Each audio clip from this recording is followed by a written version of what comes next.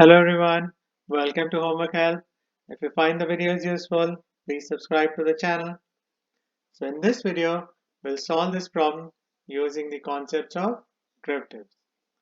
So as per the problem, suppose that f is a differentiable function with the derivative prime of f at x equals x plus 1 times x minus 2 times x plus 6. Find all the critical numbers of f and determine whether each corresponds to a local maximum, local minimum, or neither. So first we have to find the critical numbers of f. So critical numbers of a function are x coordinates of critical points, and critical points are points where the derivative of a function is either equal to 0 or undefined. Now in this problem we are given the derivative of the function. So the first step is to write the given function. So the derivative is prime of f at x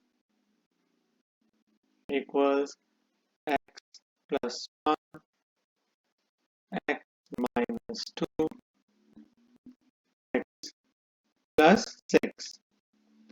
So to find the critical numbers, we have to find the x values that make this prime of f at x undefined or equal to 0. Now prime of f at x is a factored polynomial function. There is no x value that will make this prime of f at x undefined. So we have to find the x values that will make the prime of f at x equal to 0. So for that, we'll sub in 0 on the left side. X plus 1 times x minus 2. Now we can solve this equation. So we get three cases. So the first case is x plus 1 equals 0. And now we can isolate x by subtracting 1 from both sides. So the ones on the left side get cancelled out. So we get x equals negative 1. So this is the first critical number we got for function f. Now we can analyze the second case. So x minus 2 equals 0. So we'll isolate x by adding 2 to both sides. So the 2's on the left side get cancelled out. So we get x equals 2. So this is the second critical number. And now in the third case, we get x plus 6 equals 0. So we isolate x by subtracting 6 from both sides. So the 6 on the left side will get cancelled out and we get x equals negative 6. So these are the three critical numbers of function f. Now we have to find whether each corresponds to a local maximum or minimum or neither, and for that we'll use the first derivative test. So first we'll find whether the function is increasing or decreasing on both sides of these critical numbers.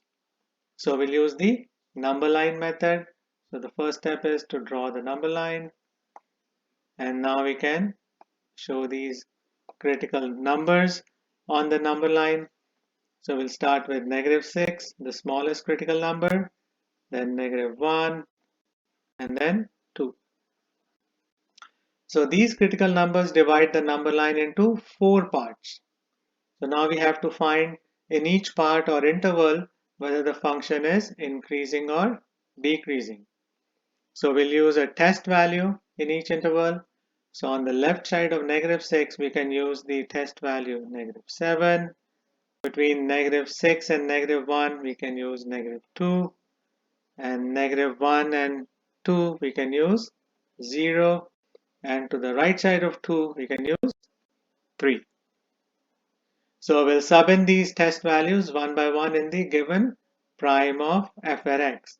So let's start with negative 7. So we'll sub in x as negative 7 in the given derivative. So we get negative 7 plus 1. So negative 7 minus 2, and then negative 7 plus 6. Now we can simplify this expression. So prime of f at -7. So -7 plus 1 is -6. -7 minus 2 is -9. -7 plus 6 is -1. Now if we multiply all of these numbers, we get prime of f at -7 equals -54. So we got a negative result. So that means the function is decreasing on the left side of x equals -6 because we got a negative value for prime of f. Now we can use the test value between -6 and -1. So we can use -2. So we'll sub in x as -2 in the given derivative.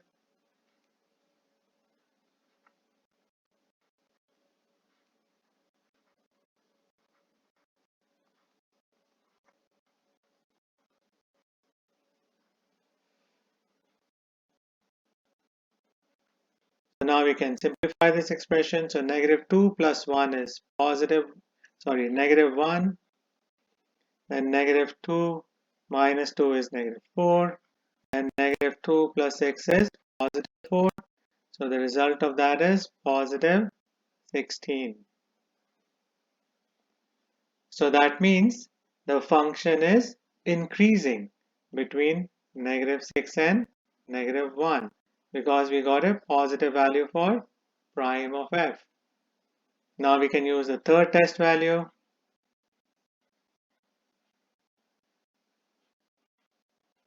So we sub in x as 0.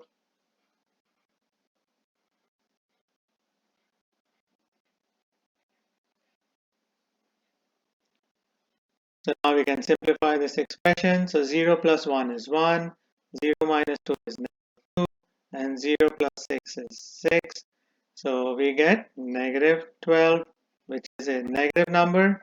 So that means the function is decreasing between -1 and +2. Now we can use the last test value. So prime of f at 3.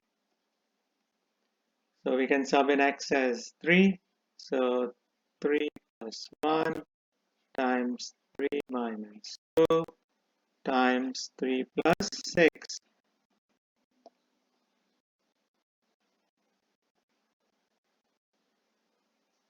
So in the first parenthesis, so 3 plus 1 is 4, 3 minus 2 is 1, and 3 plus 6 is 9.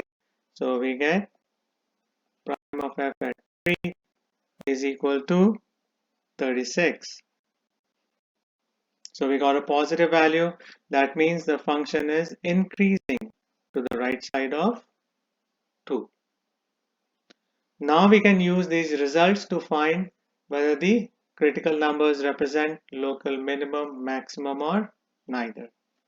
So let's start with x equals -6. Now on the left side of -6, the function is decreasing, and on the right side, the function is increasing. That means there is a local minimum at x equals -6. Now we can analyze the next critical number, which is x equals -1. Now to the left side of -1, the function is increasing, and to the right side, the function is decreasing. So that means there is a local maximum at x equals -1. Now we can analyze the third critical number, x equals 2. Now on the left side of x equals 2, the function is decreasing, and on the right side, the function is increasing. That means there is a local minimum at x equals 2. So these are the local max and minimum in the function f. So these are the steps you have to keep in mind to solve a problem like this one. So I hope you'll find this video useful. Please share it, like it, and subscribe to homework help. Thank you very much and have a nice day. Bye.